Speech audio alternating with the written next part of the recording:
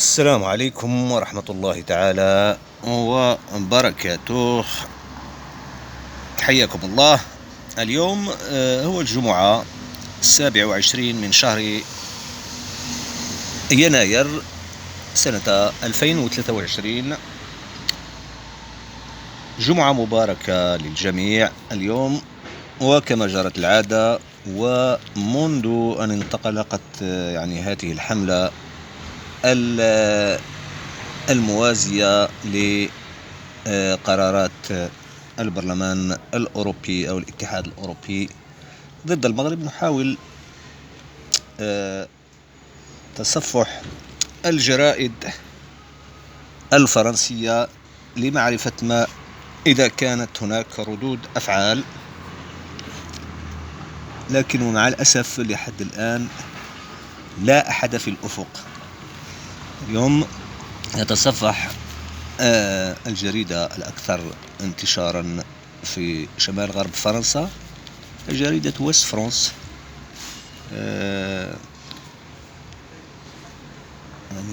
هنا كيتكلموا على الانخفاض المهول بخصوص عدد التلاميذ في الابتدائيات والإعداديات والثانويات. ربما هو عنده علاقة مع شيخوخة المجتمع الفرنسي، بعض المدارس وبعض الأقسام لم يكتمل عدد المتمدرسين فيها. هذا شأن داخلي. طبعا المقال الثاني يتعلق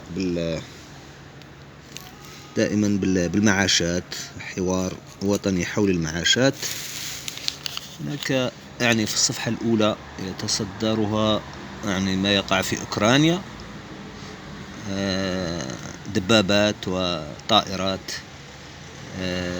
تم إرسالها إلى أوكرانيا من طرف الدول الغربية. والصفحة الثانية ما كاينش دائما طائرات الإفساز لا ولا شيء يذكر حول العلاقات بين المغرب والاتحاد الأوروبي. لا شيء يذكر، تجاهل كبير لما يقع. ربما احنا مغاربة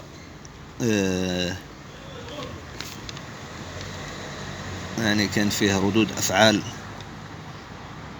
بالآلاف بل بالملايين، ولكن الفرنسيين لم يتفاعلوا مع هذا الموضوع، رغم أن فرنسا معنية بالأمر في الاتحاد الأوروبي والبرلمان الأوروبي.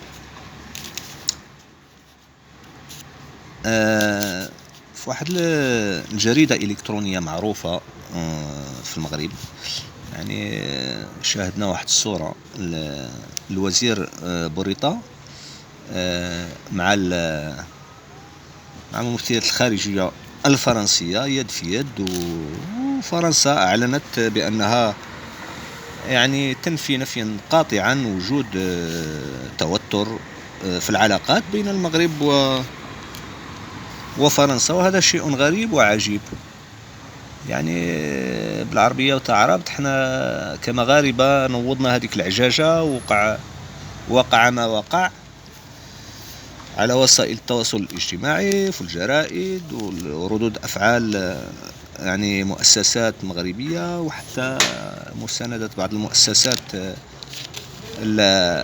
العربية منها البرلمان العربي. ولكن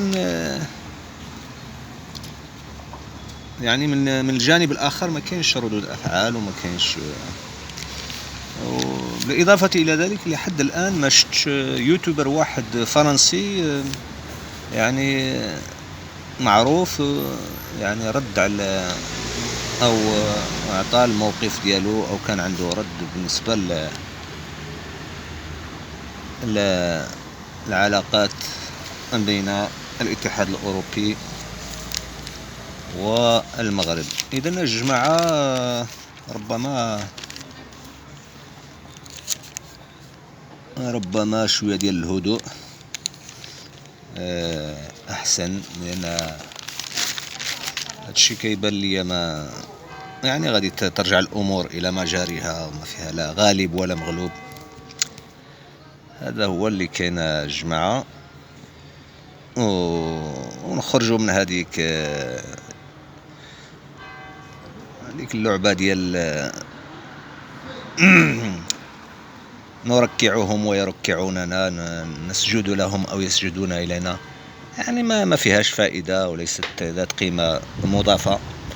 العلاقات الدولية تضبطها يعني تحكمها المصالح، وكل واحد كيلعب لعوبه ولصالح شعبه ولصالح بلده، وهذا هو. تحياتي لكم جميعا، يومكم سعيد، ولنا عودة إن شاء الله لمتابعة الأحداث،